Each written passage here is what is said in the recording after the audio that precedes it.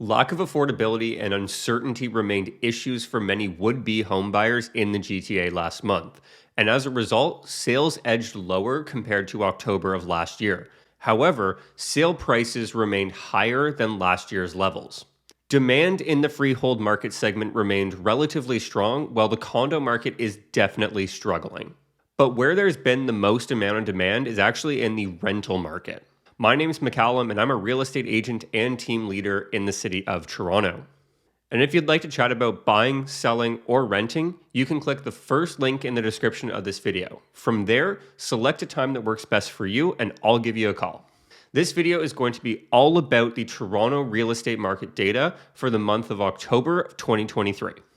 And if you're actively either buying, selling, or following the market, some of the data from the October numbers may even surprise you. The number of sales in the GTA fell 5.8% year over year. New listings increased 38%. Active listings increased 50%, which isn't overly surprising. Average sale price increased 3.5%, and listings days on market remained flat at 21 days. The number of active listings sitting on the MLS at the end of the month continues to increase because we're seeing more new listings, 38% more new listings to be exact, and fewer sales. This is leading to buyers in the marketplace having a lot more optionality right now. We're finding our new buyer clients are quite overwhelmed by the number of listings which are available to them. And when we set up showings, we're mostly touring 4 or 5 properties in one afternoon, simply because there's more to choose from. And we're seeing the same thing happen with our listings. When we call the showing agent for feedback, we're having to provide them with a detailed description of the home because they don't remember which one we're calling about because they've seen so many of them with that buyer that day. Let's get into the average price for Toronto, which isn't all that exciting.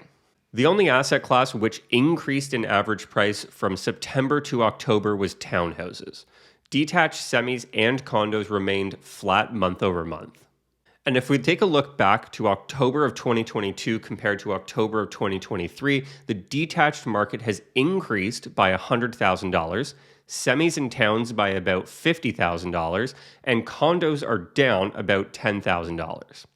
Over the past 12 months, there have been months of gains and months of losses, but we've ended up in the same spot.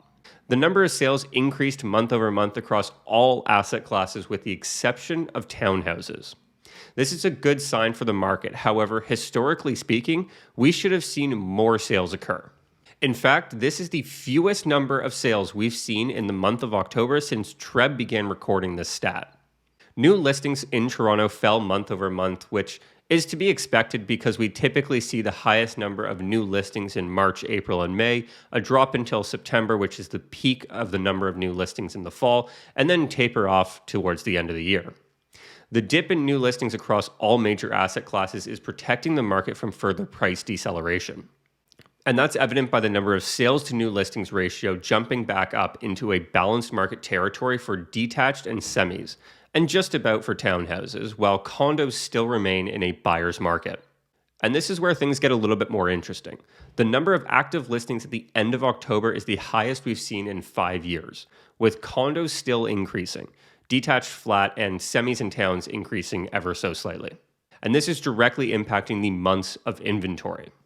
With condos sitting in a buyer's market, detached and towns in a balanced market, and semis in a seller's market. And if we compare the months of inventory to October of last year, we're significantly higher across all major asset classes. With still a high number of new listings, fewer sales, and therefore more active listings at the end of the month, buyers right now have a lot of optionality. So if you're a buyer in the market right now, really focus on what you actually want to purchase, because otherwise it'll be totally overwhelming.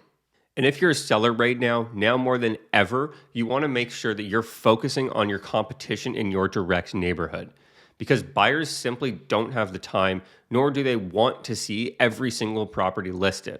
So if your home is not staged well, does not have amazing photos, and the price is not competitive, buyers will move on without even setting up a tour. They'll opt to see your competition instead. I don't expect to see any major market swings between now and the end of the year. Of course, we will see what typically happens in November and December, which is less market activity. If 2024 is the year for you to purchase or sell, drop down to the first link in the description of this video to book a meeting directly into my calendar.